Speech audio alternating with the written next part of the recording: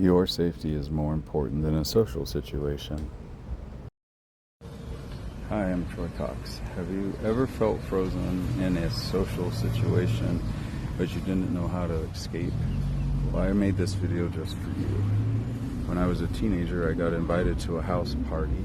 I got all dressed up, showed up. It was the 80s, narrow tie, and I was laughed at the door and told I wasn't invited by her boyfriend.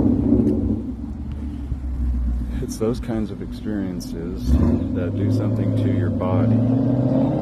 Years later, I was walking into a private play reading group in Kansas City, not knowing anybody there, and as I reached for the front door, that memory of high school flashed back to me, and I realized I wasn't just opening any door, I was changing something that had happened, and I didn't need to have the same reaction. And that night turned out to be a beautiful night. But my body did not know that yet. And that is what I want to talk to you about today. Some people do not just get socially awkward, they get socially activated. And I just got activated here where I am by what I call a perfume bomb.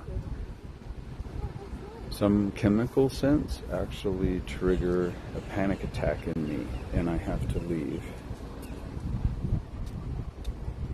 immediately. Usually sometimes I'm choking, I can't even talk, and that's why I'm out here on this bench now and not in with the rest of the group. So here is how to safe your way out of a social situation if you'd like some tips that work for me.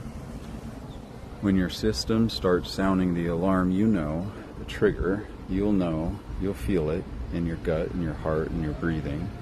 Try to stop the pressure, don't solve the problem. You don't need to try to perform like everything's okay, and you do not have to stay in the situation. You don't need to make that moment comfortable for anybody else but yourself. If you start to feel triggered, then anchor what is real around you. I'm right outside the coffee shop because there's plants, and you want to feel your feet on the floor, and then you want to find the exit. Look at one neutral object, maybe there's a painting